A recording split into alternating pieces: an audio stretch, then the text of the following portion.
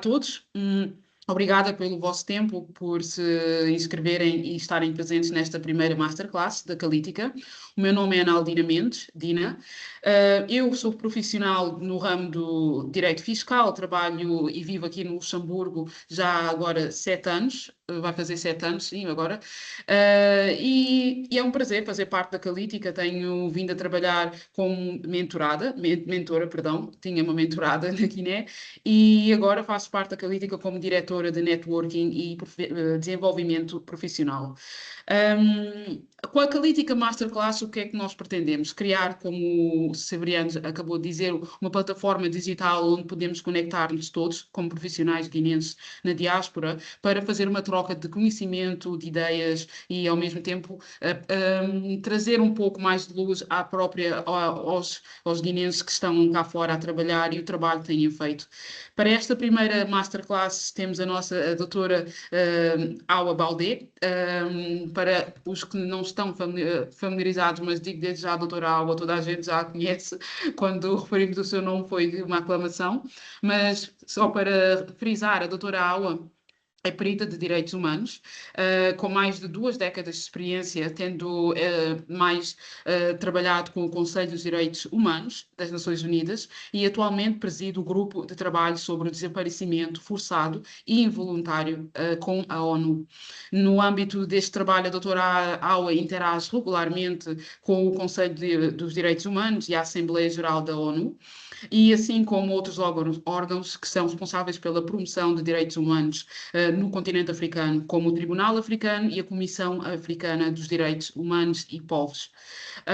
Em termos de currículo académico, a doutora Awa é mestre pela Harvard Law School e está neste momento a prosseguir o seu doutorado na Universidade Católica Portuguesa, onde simultaneamente leciona como professora convidada. A doutora Awa também tem sido palestrante não só de eventos como o nosso, aqui da Masterclass, mas também como convidada em várias partes do mundo, não só nos países de PALOP, de língua portuguesa, mas também em Inglaterra, Itália, Nigéria e muito mais. Em termos de artigos publicados, para quem tiver interesse, acho que e recomendamos que poderiam ver o livro que foi escrito pela doutora Awa, Os Sistemas Africanos de Direitos Humanos e a Experiência dos Países PALOP. Acredito que vamos ouvir falar um pouco mais disso, mas deixo a doutora Awa, como é óbvio, apresentar e falar-nos sobre este tema mais em detalhe. Antes de passar a palavra à doutora Awa, eu só gostaria de fazer uma ressalva em termos de organização para evitar qualquer tipo de interrupção durante a apresentação. Gostaríamos de pedir encarecidamente que mantivessem todos os microfones fechados e, caso tenham alguma pergunta, por favor, coloquem aqui no chat da sessão e assim que a doutora Awa terminar a sessão, então teremos 15 minutos para questões e interações para quem queira falar e como é óbvio, questionar sobre o que foi apresentado ou algo mais, e assim poderemos então fazer uma sessão calma e sem grandes interrupções. Ok? Obrigada. Deixo então a palavra à doutora Awa. Olá a todos, boa tarde Analdina, obrigada pela apresentação. Antes de mais, eu queria começar por agradecer ao Severiano, com quem já conheço há alguns anos e que é sempre tão generoso. Agradeço o convite e fico muito honrada de fazer parte, de iniciar esta série de Masterclass.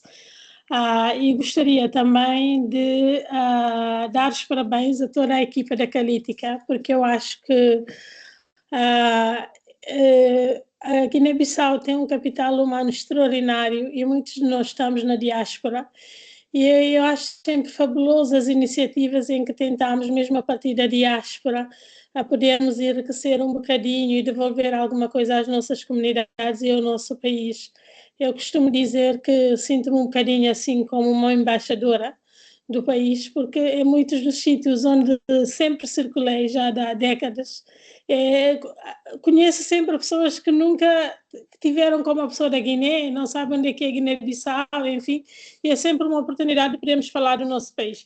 Mas para lá de trabalharmos fora e falarmos do nosso país fora, acho também essencial ter iniciativas como esta da Calítica, em que tentamos devolver alguma coisa e que tentamos partilhar e servir de ponte entre aquilo que vimos no mundo e aquilo que gostaríamos no nosso país, de ver no nosso país. Eu hoje propus o tema de direitos humanos, Sistema Africano de Direitos Humanos, Desafios e Oportunidades, porque pronto, como a Naldina dizia um bocadinho há bocado, a minha área de especialização é justamente de direitos humanos, direito internacional dos direitos humanos, e acho que essa poderia ser a minha contribuição. Mas pensando naquilo que é o conjunto de pessoas que poderia estar aqui hoje, e então tentei trazer um bocadinho da parte da fundação teórica daquilo que é direitos humanos em África e a partir daí talvez falar da questão de direitos humanos a partir da minha própria experiência, dos trabalhos que tenho feito, talvez seja mais interessante do que uma aula demasiado teórica pode ser que algumas das pessoas também, não sei, muitas com certeza não serão da área do direito e não terão assim tanta familiaridade com estes conceitos mais técnicos. Por isso, permitam-me que faça assim uma coisa, uma aula um bocadinho um pouco usual nesse sentido, mas já vão ver o que eu quero dizer com isto.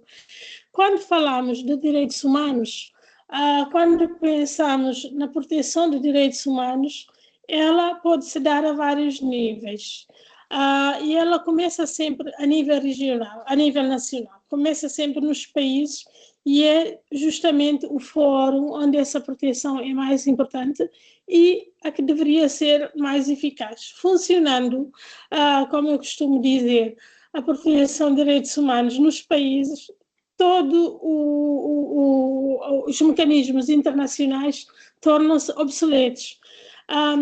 Independentemente do facto de eu trabalhar na área de direito internacional dos direitos humanos, eu sinto sempre que a vertente mais importante é justamente a vertente nacional.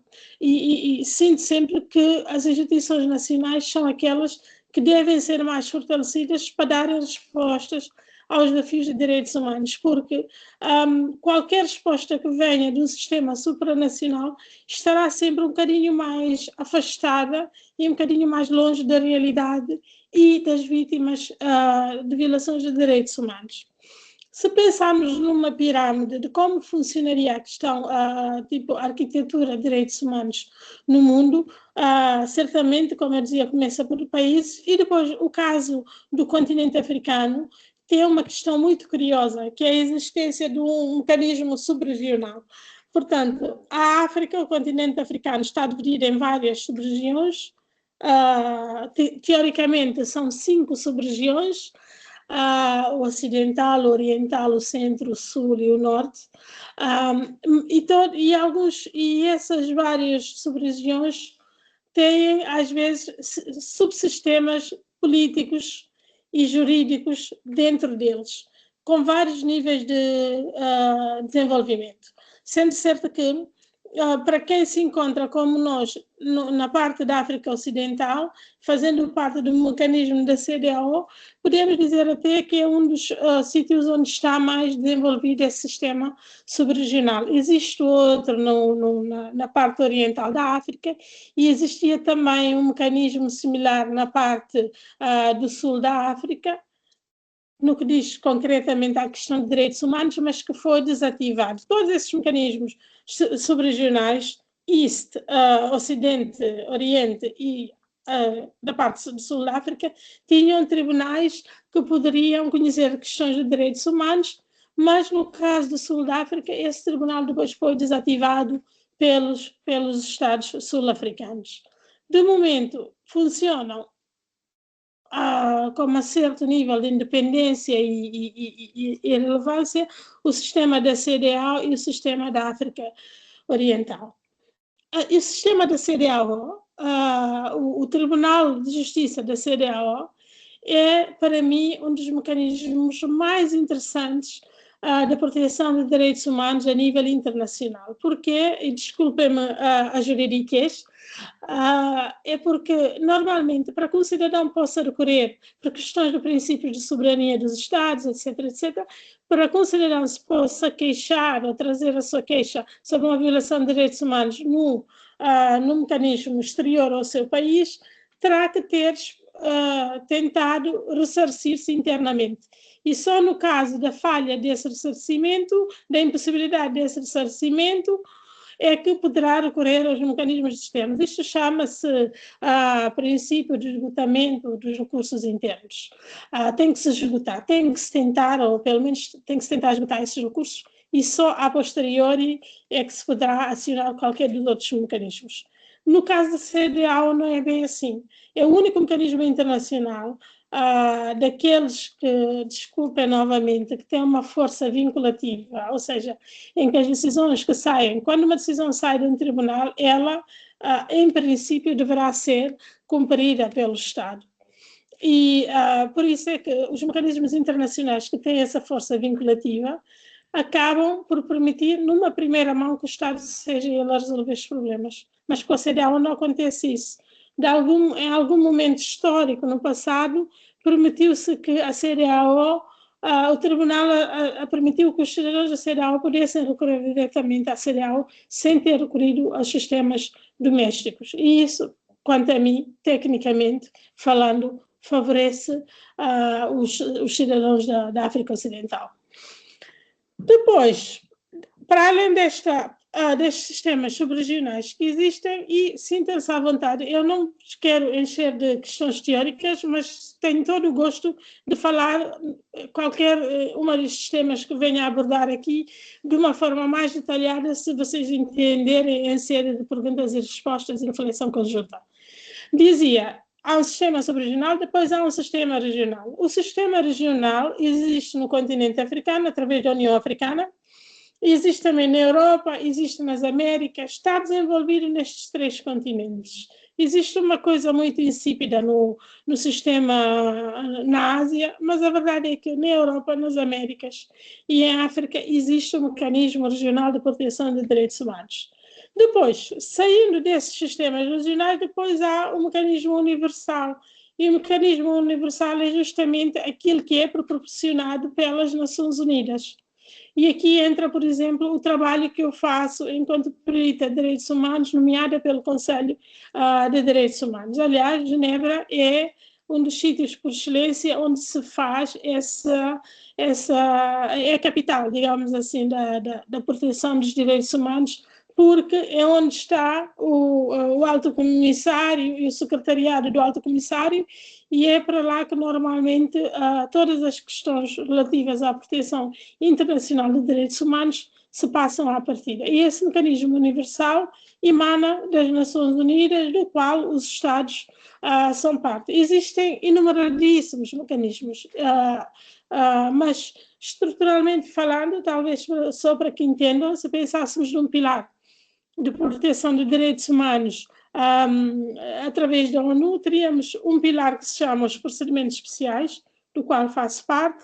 Depois temos um que são os órgãos dos tratados, que são os vários tratados, instrumentos jurídicos que as Nações Unidas adotou ao longo dos anos, desde o seu estabelecimento há mais de 7 décadas, há mais de 70 anos, foi adotando vários instrumentos jurídicos que os Estados ratificam ou não. Muitos destes instrumentos jurídicos foram ratificados pelos Estados. Alguns ainda estão por ratificar por Estados como a Guiné-Bissau, sobretudo os mais recentes.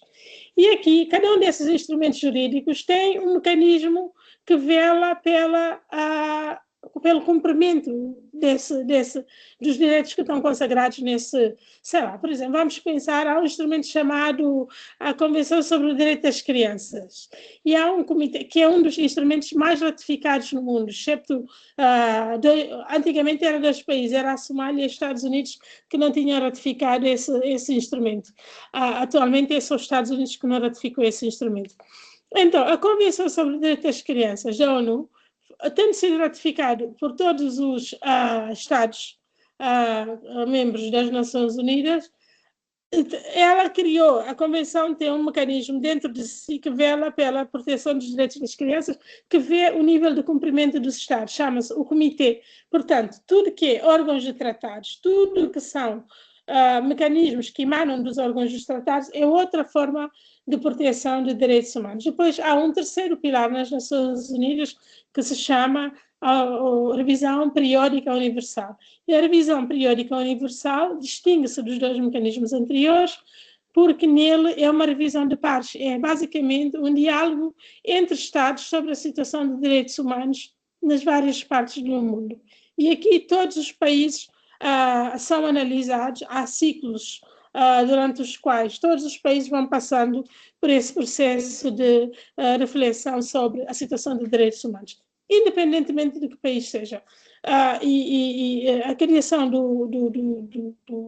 desta revisão periódica universal tem como filosofia de base a ideia de que todo e qualquer país pode sempre melhorar a sua situação de direitos humanos, independentemente do contexto que esteja, porque às vezes temos a tendência a pensar que alguns países violam mais direitos humanos do que outros. Aqui não, aqui é um diálogo entre Estados.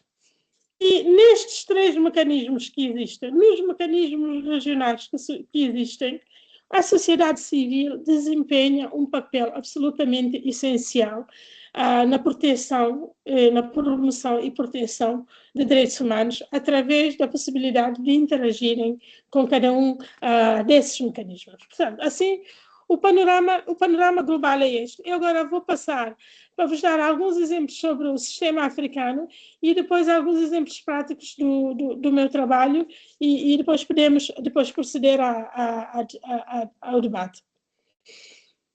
Eu gosto muito de mostrar esse mapa, porque é um mapa que mostra como é que os países, desde logo quais foram os países fundadores da União Africana, da Organização da Unidade Africana, em 1963, maio de 63. Na época, a Organização da Unidade Africana foi fundada por 32 países. Obviamente, que a essa data, Guiné não fazia parte da fundação da Organização da Unidade Africana, que mais tarde foi foi reformado para a União Africana, que é o que conhecemos hoje em dia. Mas este mapa mostra-nos, à medida que os países foram ficando independentes, eles juntavam-se à Organização da Unidade Africana. E a Organização da Unidade Africana primou, desde o seu início, por um apoio aos países na sua luta contra o jogo colonial. Isto era um dos objetivos mais importantes da Organização da Unidade Africana e que, de certa forma, eu diria que foi atingido pela organização. Por norma, sempre vemos muita crítica sobre aquilo que é a Organização da Unidade Africana. Por quê? Porque aquilo que é o registro sobre as questões de direitos humanos, sobre questões de democracia, existe muita margem para crítica. Aliás, inclusive, a certa altura chamou-se esta organização um clube dos ditadores, porque não havia tanto a preocupação com as questões dos direitos humanos, com as questões democráticas, etc, etc. Mas isto foi um movimento que varreu todo o nosso continente na fase do pós-independência. Após a independência, seguiram-se muito sistemas de partidos únicos, em que não havia um pluralismo democrático, uma abertura democrática, e também não haveria, em que também a defesa dos direitos humanos pecava por falha, não é? E aqui, quando as pessoas criticam, eu sempre gosto de fazer a ressalva que a Organização da Unidade Africana não tinha como objetivo central a luta pelos direitos humanos. A União Africana tem, então devemos exigir isso da União Africana. A Organização da Unidade Africana tinha como um dos objetivos fundamentais ajudar os países que ainda estavam sob jogo colonial a libertarem-se dos poderes coloniais. E nisso desempenharam um papel essencial, nomeadamente das Nações Unidas, enfim. E aí eu devo dizer que foi um objetivo que foi bastante bem conseguido. E este mapa mostra-nos isso.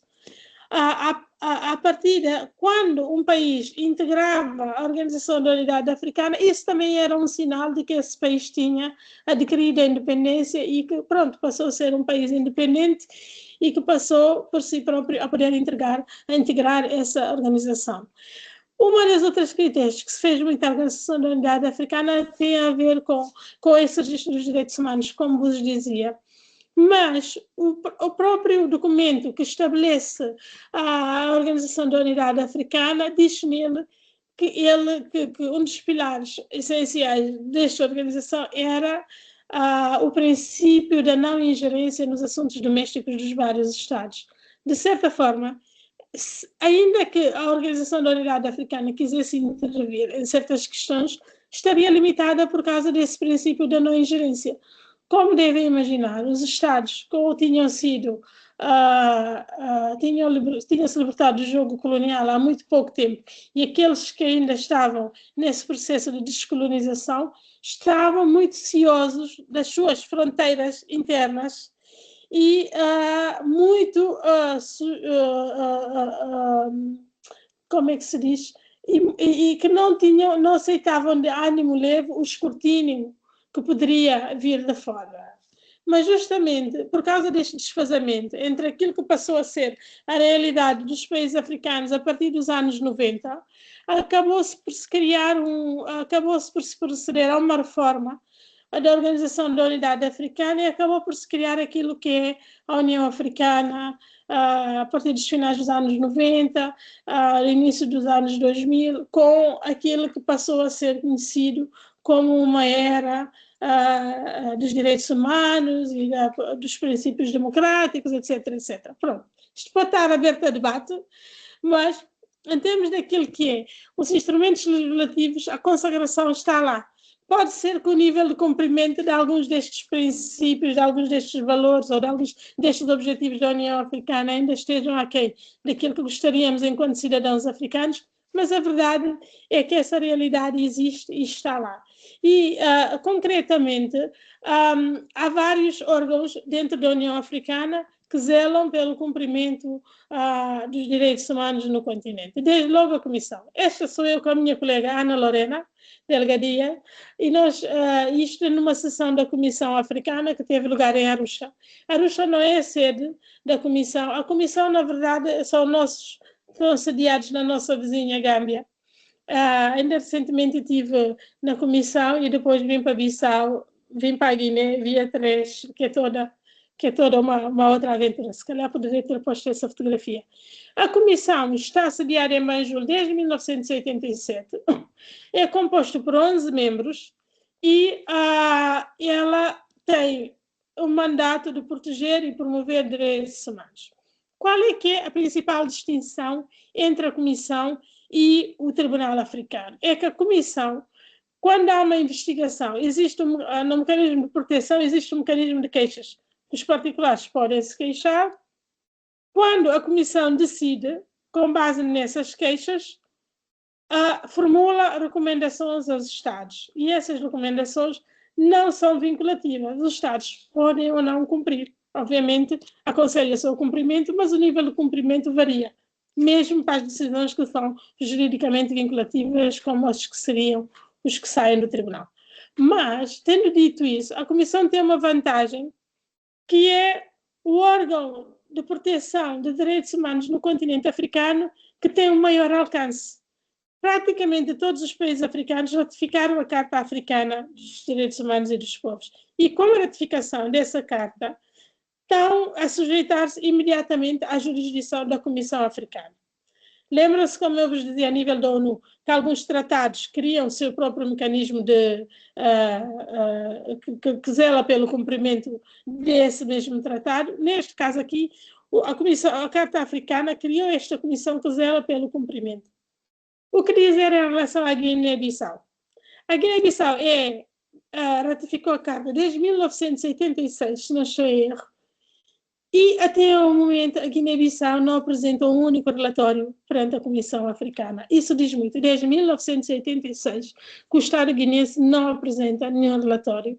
Eu acho isso absolutamente vergonhoso e diz muito daquilo que é o compromisso da Guiné-Bissau para com a questão dos direitos humanos. Tendo dito isso, o cumprimento de relatores perante as Nações Unidas está numa fase muito mais avançada do que está aqui com a Comissão Africana.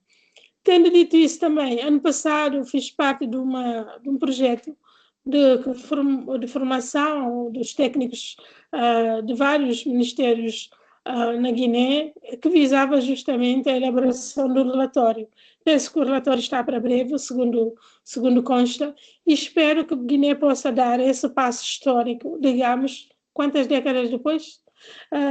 Quatro décadas depois de ter ratificado a Comissão, sendo certo que, em relação à apresentação dos relatórios, os Estados devem apresentar um relatório a cada 2 anos, porque isso é uma oportunidade para o Estado em si refletir sobre a situação de direitos humanos na Guiné. Tendo dito isso, é importante notar que, por exemplo, no que diz respeito ao Tribunal Africano, a Guiné ratificou o protocolo que estabelece o tribunal, o que é muito curioso, porque nem todos os Estados africanos ratificaram este protocolo. O número de ratificação talvez esteja por volta de 42, 43, se não estou em erro. E Guiné ratificou em 2021, se não estou em erro, e, mais importante ainda, a Guiné depositou aquilo que é uma declaração que permite que os seus nacionais possam fazer queixas diretamente ao tribunal, esgotar o que seja aquilo que é os recursos domésticos dos países. Desculpem, se qualquer uma destas terminologias for demasiado complicada, depois podem fazer perguntas que eu esclareço.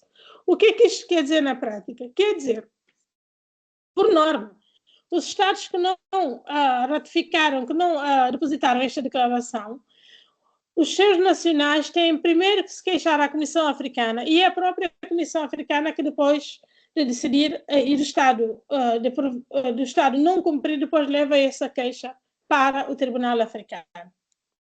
Na teoria, parece uma situação boa, porque, por exemplo, o sistema interamericano é assim que funciona, não há acesso direto dos particulares ao Tribunal Interamericano. E o sistema africano arranjou um sistema intermediário em que, pronto, com a autorização dos países, os particulares podem ir diretamente para o tribunal. Se não, é através da Comissão. Agora, eu pergunto-vos se vocês conseguem imaginar quantas... O tribunal já existe há 20 anos, acho que vai fazer 20 anos agora em julho, se não estou em erro.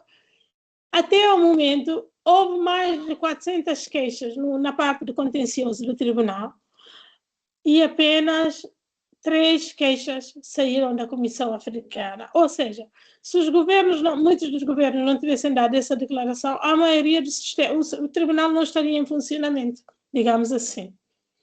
Dizer-vos também que, ultimamente, muitos dos países têm-se vindo uma espécie de recessão naquilo que é, nos finais dos anos 90 e início dos anos 2000, houve muito otimismo, muito discurso virado para os direitos humanos, para a democracia, etc., etc., mas mais recentemente tem-se vindo a fechar esse espaço de abertura a questões de direitos humanos, e isso, no caso do tribunal, reflete-se muito no facto de que muitos Estados que tinham dado essa declaração retiraram a declaração. Neste momento, na verdade são 4, Ruanda, foi Ruanda que iniciou essa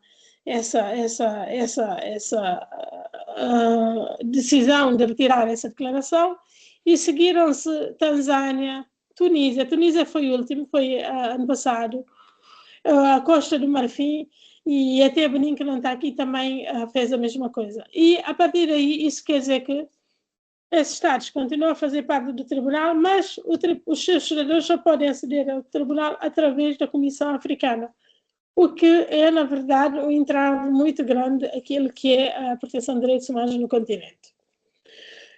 Quando estamos a falar da Guiné-Bissau, achei interessante partilhar este exemplo aqui, muito breve com vocês, para vos mostrar porque é que eu acho que, às vezes, o Tribunal da CEDEAO é um tribunal muito interessante. Este é o caso da Hadiatou Mané, ela é do Níger, e o caso dela foi apresentado perante o Tribunal da CEDEAO e foi decidido em 2007. A certa altura trabalhei para esta ONG Interrights, ela está baseada em Londres, e eles levaram esta queixa para o Tribunal da CEDEAO. E não sei se vocês sabem, mas em alguns dos nossos países na África Ocidental ainda existem um tipo de escravatura que descende daquele sistema das castas, que é nos países como Niger, na Mauritânia, é uma prática tradicional horrível que subsiste e que tem vindo a ser combatida. E justamente a Ariatu tinha sido sujeita à escravatura. E essa escravatura que resultou em vários tipos de violação de direitos humanos, incluindo violência doméstica, psicológica, trabalhos forçados, etc., etc. E, obviamente, a privação de liberdade. E o caso foi levado para o Tribunal da CEDEAO e o Tribunal da CEDEAO condenou o Estado do Níger ao pagamento de um valor, já não me lembro bem qual é a quantia, mas foi uma quantia elevada por ainda persistir essa prática no país e, obviamente, aconselhou o Estado a acabar com essa prática. Para mim isto é um exemplo de como é que às vezes questões que nos são tão inerentes, de práticas que estão tão inseridas nas nossas sociedades, podem depois ser levadas e ser litigadas e dar outra visibilidade a esse tipo de violações no sistema supranacional. E é algo a ter em consideração, sobretudo porque o Tribunal da CEDEAO permite esse acesso direto. E outra coisa interessante, até recentemente, agora a questão da CEDEAO mudou um bocadinho nos últimos anos, com a saída de alguns dos países francófonos, etc., etc., mas durante muito tempo, o Tribunal da CEDEAO, quando emitia as suas decisões, havia um nível de cumprimento das mesmas muito elevado por parte dos Estados da África Ocidental, o que tornava ainda este fórum jurídico um sítio muito importante e interessante para se fazer a proteção e se apresentar queixas em relação à violação de direitos humanos. Portanto, estes seriam mais ou menos alguns dos mecanismos mais interessantes para nós na Guiné-Bissau, se pensarmos na proteção de direitos humanos, e achei que talvez pudesse partilhar isso convosco. Agora, estas próximas fotografias é sobre partilhar um bocadinho algum do trabalho que tenho vindo a fazer e podemos falar de cada um destes temas. Como a Dina estava a dizer há bocado, trabalho na questão dos direitos humanos há mais de 2 décadas e já trabalhei como advogada, como na parte de sociedade civil, agora com as Nações Unidas, enfim, em várias partes da minha vida. E aqui, em 2008, 2009, fui Harvard Fellow, deram uma bolsa depois de mestrado, para ir trabalhar, porque eu tinha escrito uma tese sobre a questão do fanado feminino na Guiné-Bissau e a prática do fanado feminino na Guiné-Bissau, e então deram-me uma bolsa para ir trabalhar com uma organização que se chama Tostan. Inclusive, acho que essa organização depois abriu uma filial na Guiné, e estive no Senegal, no sul do Senegal, na zona estava com base em Kolda, mas cobríamos pelo menos umas 3 regiões, Sédhiou, Ziguinchor e Kolda, e fazemos também algumas atividades transfronteiriças, incluindo com as comunidades que praticam este tipo de práticas na Gâmbia, etc., etc. Dizer-vos que desse meu trabalho de mestrado, uma das questões que eu abordava e que ainda acho que até hoje entristece muito, porque ainda ano passado eu estava em Bissau e acho que os números em relação a esta prática ainda persistem mais altos, passados que são tantas décadas de combate a este fenómeno local e internacionalmente, enfim, não sei, eu penso que é um convite para vermos o que é que anda a falhar, mas eu sempre entendi que é importante conhecermos o contexto local. Só através do conhecimento do contexto local é que nós podemos mudar as práticas, sobretudo as práticas que têm um cariz cultural. E no caso da Guiné, como associação religiosa, mesmo do Senegal, que não é evidente, obviamente, mas que existe essa percepção, então isso só se pode combater entendendo as razões, porque as razões da prática do fanado feminino muda em várias comunidades, em várias partes do mundo. E nesta parte do mundo são essas as razões. Por exemplo, no Senegal, nós quando fazíamos as ações de sensibilização, quando chegávamos a uma aldeia, começávamos sempre, o primeiro ponto de contacto era sempre os líderes religiosos e os líderes assim, sociais daquela comunidade. E era também uma abordagem que envolvia tanto homens como mulheres, porque só se consegue mudar verdadeiramente a mentalidade quando se consegue de questões de práticas tradicionais nefastas, quando envolvemos a sociedade como um todo.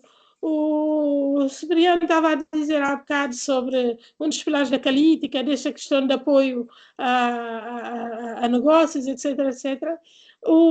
Este programa da Tostan, nessas zonas, em várias dessas aldeias do Senegal, tinha também essa componente de micronegócios para as comunidades que poderiam beneficiar as comunidades, ou então às vezes até algumas ações de formação para uma transferência de skills, sei lá, produção de sabão, etc, etc. Havia toda uma iniciativa à volta, para além do combate às práticas tradicionais nefastas, e também é uma coisa que tem que ser feita não em isolado, porque essas práticas elas aplicam-se, e as comunidades, as nossas comunidades, como nós sabemos, as fronteiras existem, mas essas fronteiras, para muitas das nossas comunidades, são umas fronteiras quase que invisíveis, porque as pessoas circulam de um lado para o outro, e os laços familiares são transfronteiriços, e as práticas também são transfronteiriças, então tem que se ter sempre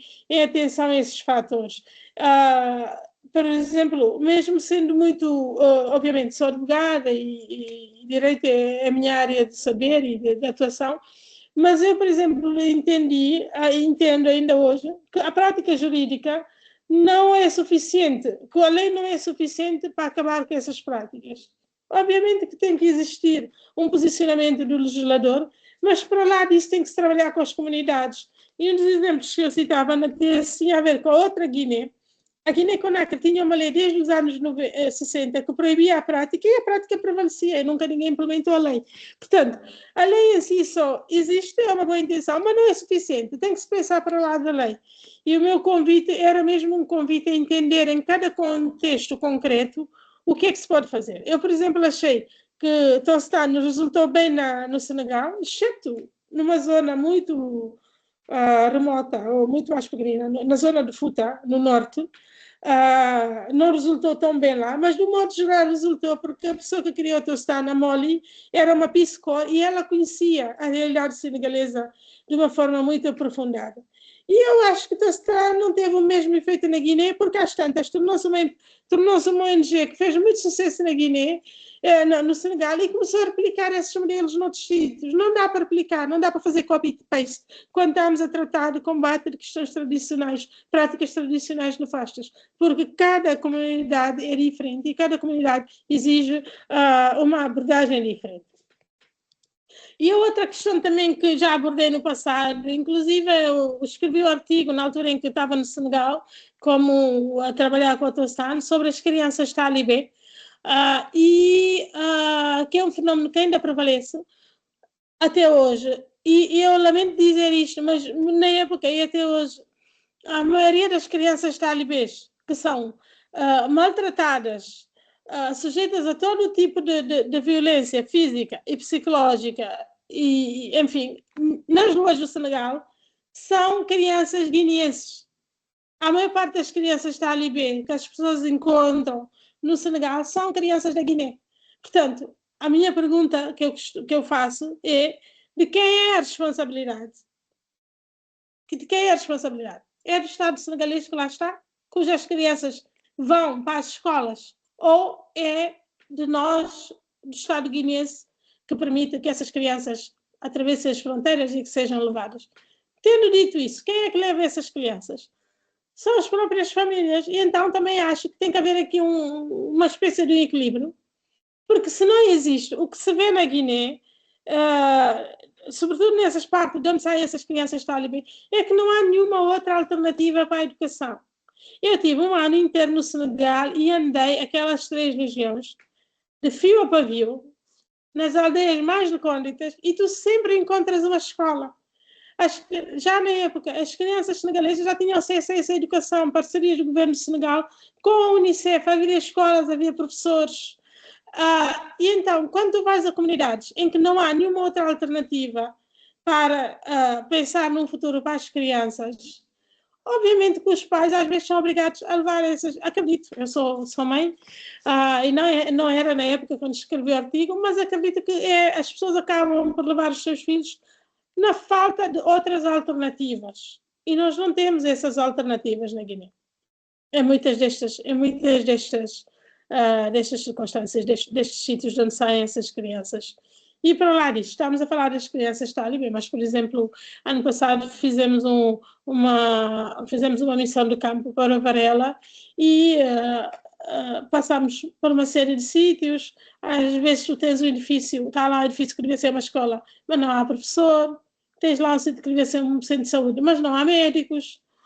Enfim, então falta tudo isso que faz com que as pessoas acabem por procurar outras alternativas. Quando há esses fenómenos sociais em que há essa discrepância, nós temos sempre que olhar para a origem da discrepância para podermos sujeitar para podermos tentar mudar a realidade. E acho que as crianças a realidade vai se mudar quando efetivamente conseguirmos oferecer umas respostas às necessidades de formação, de educação das nossas crianças guineenses, e aí elas correrão menos riscos de terem que ser forçadas a atravessar a fronteira e sujeitarem-se a todo tipo de violência que acaba por acontecer por lá. E depois, talvez, só para finalizar, portanto, isto é tipo o memory line, esta imagem que eu vos mostrava é 2010, esta é 2009 e agora a mais recente. Estou aqui, são duas imagens, uma é de 2021, estou aqui frente a... Isto é um memorial às vítimas de desaparecimentos forçados no Chipre, e pronto, isto é um museu às vítimas dos anos 60, 70, que foram todas elas desaparecidas, então tu vês aqui na parede as fotografias de várias destas vítimas. E deste outro lado, tivemos recentemente, como eu vos dizia, tivemos na Guiné, com a minha colega a Ana, e que vocês já viram na outra fotografia, e com a Frederica, que é a chefe dos procedimentos especiais, e fomos à Guiné fazer o lançamento do último relatório do último relatório temático que o grupo de trabalho fez, que tinha a ver com desaparecimentos forçados em contextos de exploração de terra, recursos naturais e à volta das questões ambientais. E tenho vindo, eu acho que uma das coisas que fazemos como diáspora era já sempre forma de conseguirmos devolver um bocadinho à nossa comunidade. E eu tenho, felizmente, consegui com o grupo de trabalho em várias ocasiões ir. Já dei várias formações, acho que esta é a terceira ou quarta vez que fui à Guiné no âmbito dessas que têm a ver com as missões do grupo de trabalho, e eu acho que é importante fazermos parte desses mecanismos, porque isso também traz-nos as nossas vozes para mais longe, e também reverberamos essas vozes, devolvemos um bocadinho às nossas comunidades. Dizer-vos também que, pronto, esse é um lado, depois o outro lado destes trabalhos é este lado mais formal, que são, por exemplo, esta foto é no Conselho de Direitos Humanos em Genebra. Isto foi numa época, porque eu tomei posse em 2020, numa altura em que ainda era durante o Covid, e o outro é uma apresentação do relatório perante a Assembleia Geral. Portanto, os peritos dos mecanismos dos procedimentos especiais fazem uma apresentação anual perante o Conselho de Direitos Humanos em Genebra e depois fazem outra apresentação perante o Conselho, perante a Assembleia Geral das Nações Unidas em Nova Iorque. E isso permite-nos ter um debate mais alargado, porque em Nova Iorque, por exemplo, tens todas as representações de todos os países que são Estados-membros das Nações Unidas, o que não acontece em Genebra. Por exemplo, a Guiné não tem uma missão em Genebra, e para mim é uma missão permanente. Isso para mim também nunca teve. Isso para mim também se diz muito sobre o que é que os nossos governantes pensam, quais são as suas prioridades em relação a questões dos direitos humanos.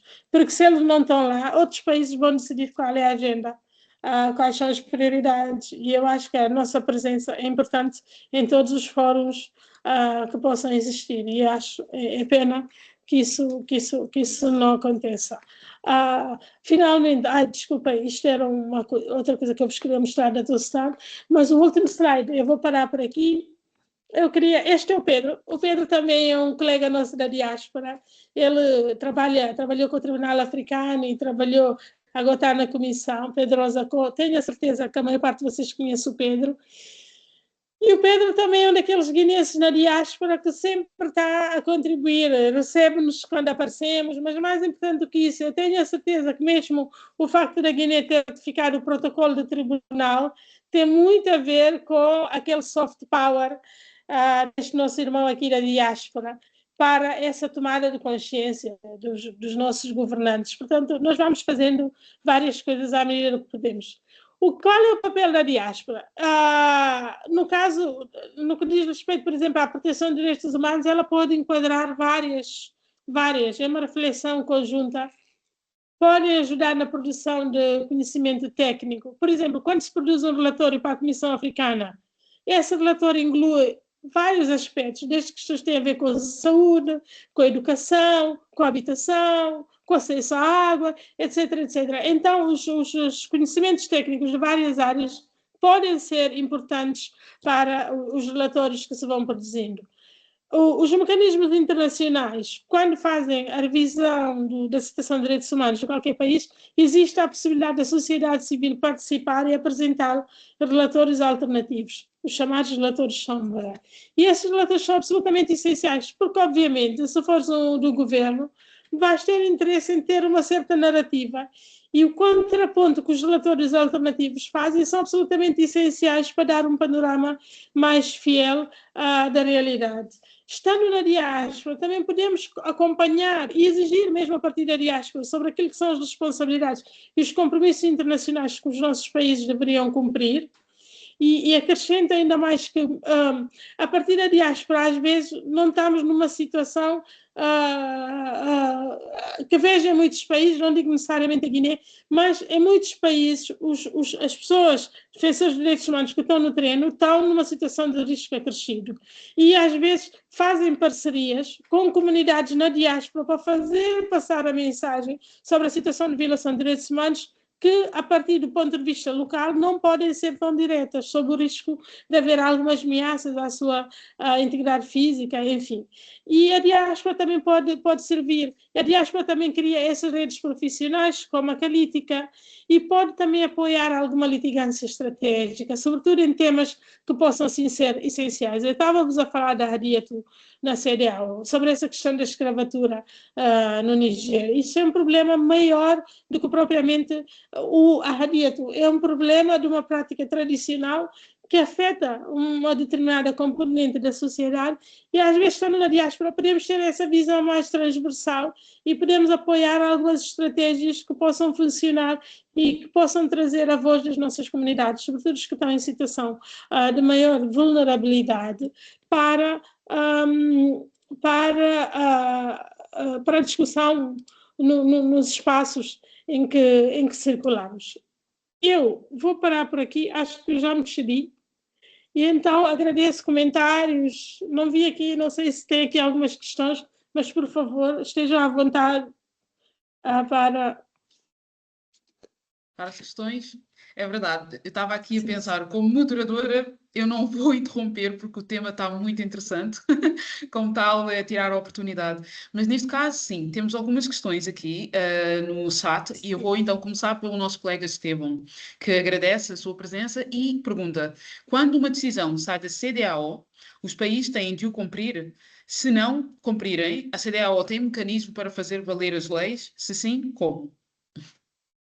Ok, esse é o bilis da questão, Estevão. Quer dizer, os decisões que saem do tribunal da CEDEAO, os tribunais, qualquer tribunal, são decisões vinculativas, devem ser necessariamente cumpridas. Isso é que distingue um tribunal de uma comissão. A comissão são recomendações. Quando não há o cumprimento, o que é que acontece com o sistema internacional?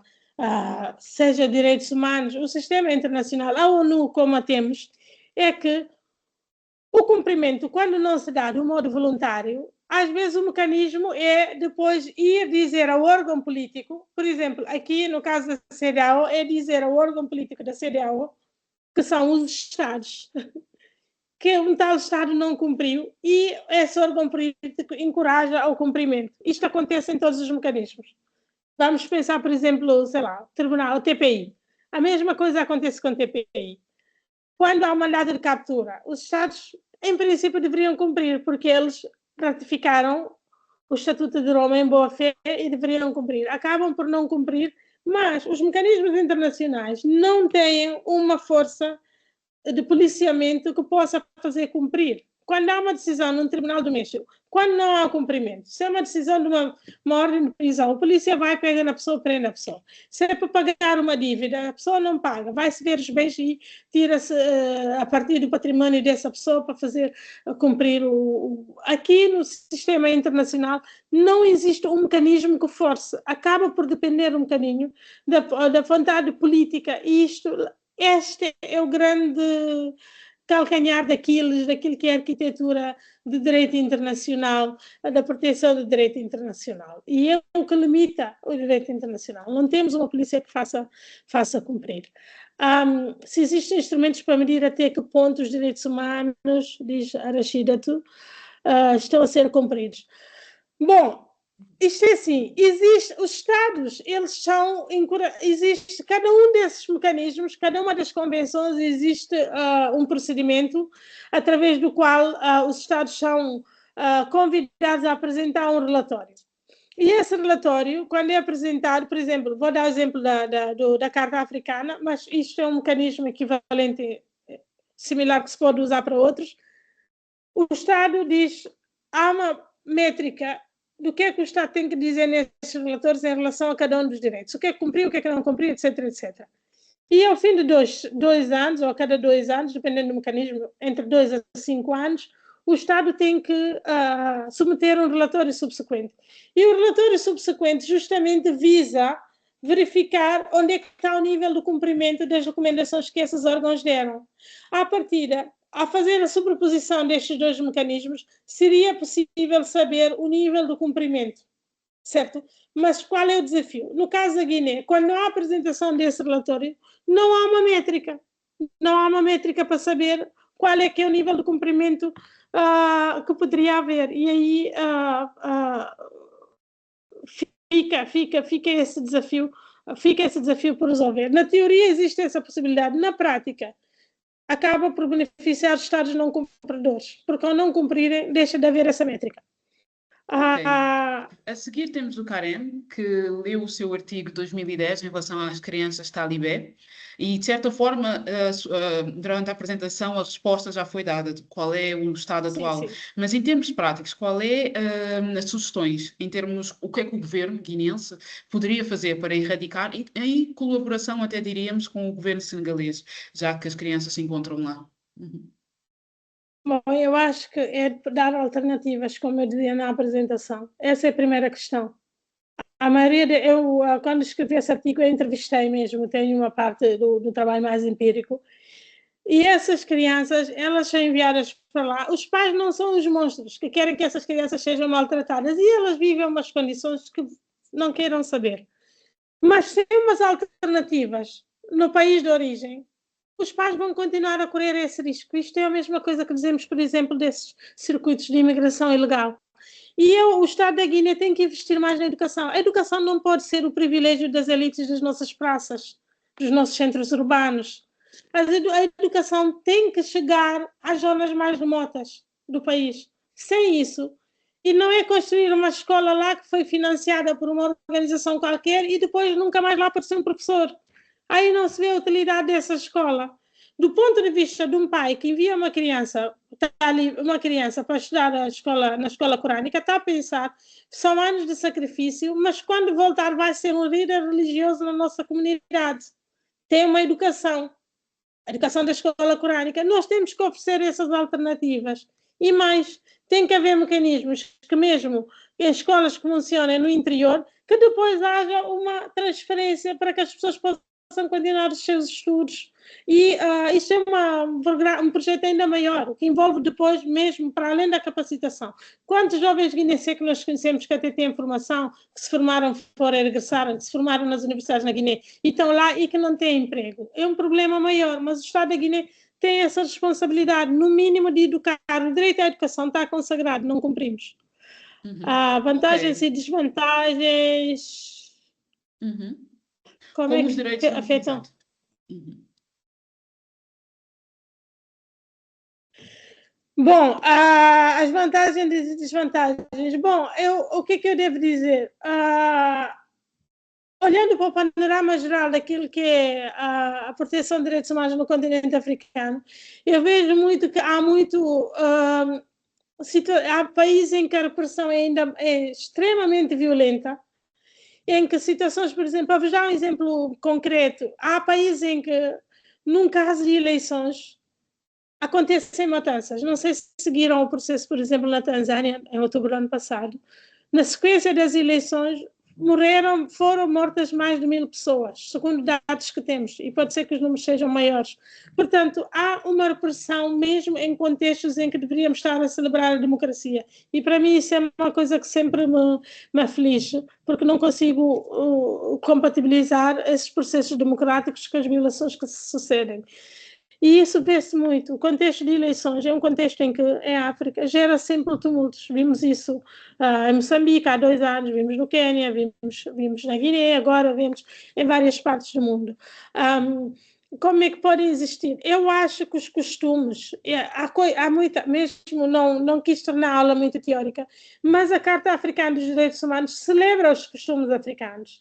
E celebra os costumes africanos porque há tradições africanas que são boas.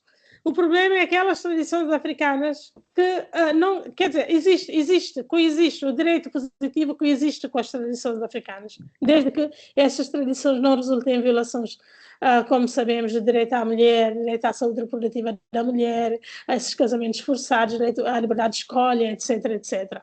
Existe, pode-se conviver, mas, em última análise, se uma prática for algo que vai violar um direito positivo, obviamente que essa prática temos que arranjar formas de combater e de alterar esse modo de pensar.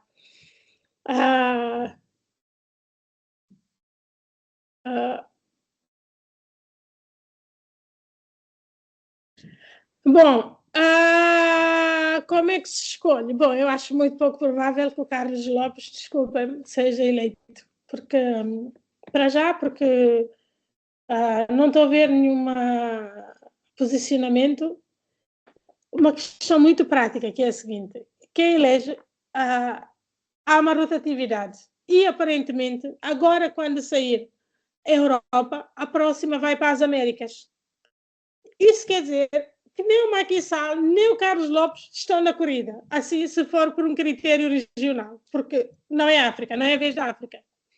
O que acontece? Os Estados elegem os seus candidatos, apresentam candidatos e esses candidatos depois são votados e são escolhidos pela Assembleia Geral. Mas o que vai acontecer aqui?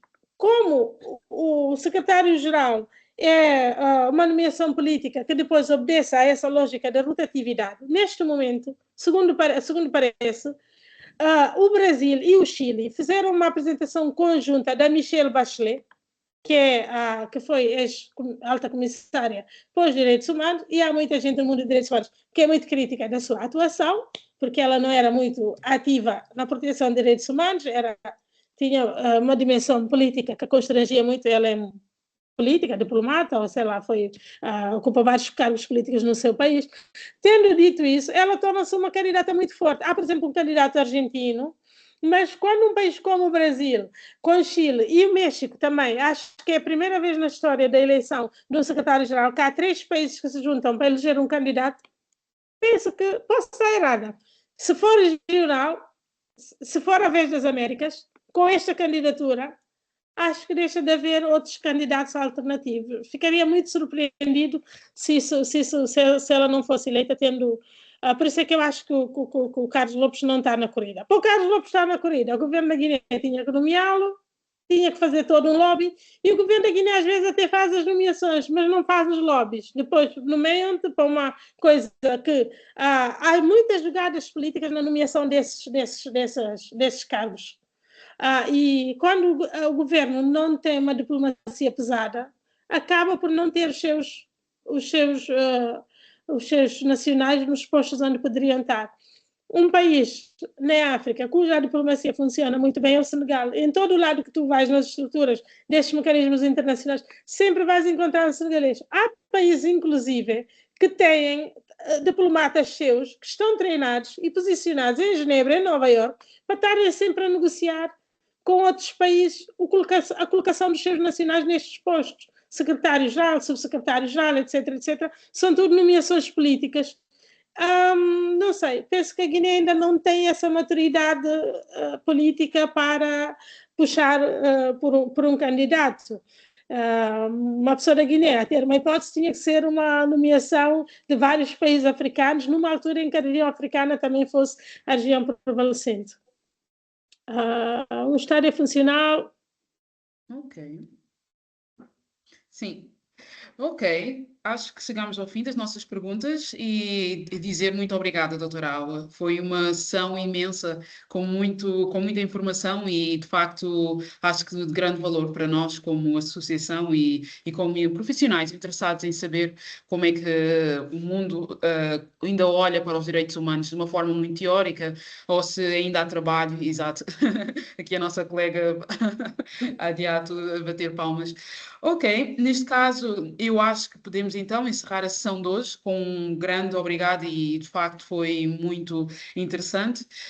Antes de irmos, gostaria só de chamar a atenção a todos, para quem participou e ainda não está familiarizado com a Calítica, o nosso site, o link para o nosso site foi deixado aqui na conversação. Quem quisesse registrar, por favor, ou contactar-nos diretamente, tanto para fazer parte destas masterclasses como orador ou só para fazer parte da Calítica como membro e ativo na nossa comunidade, estaremos sempre de braços abertos e interessados em ouvir. Ok, com isto então despedimos e dizemos uma boa tarde e muito obrigada, doutora Aula. Obrigada pela Obrigada a todos, foi um prazer e muitos parabéns por esta iniciativa. Obrigada, como sim, eu costumo dizer, Muito obrigado, filhos da Guiné vale a pena. doutorado. Um beijinho a todos. Sim. Tchau. Ok.